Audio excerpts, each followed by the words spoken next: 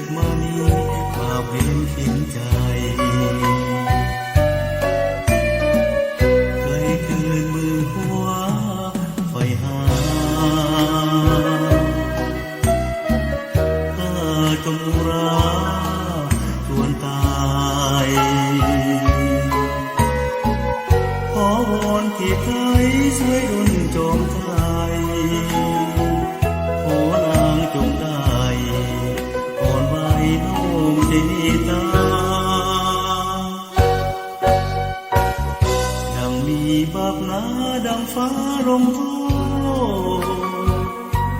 โกรธตัวข้าแต่น้อยตัวต่ำน้ำกาก่อนจะตายสิพายแผ่นดินทมหน้า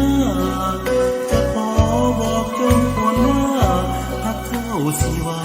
สู่ฟ้ามาลา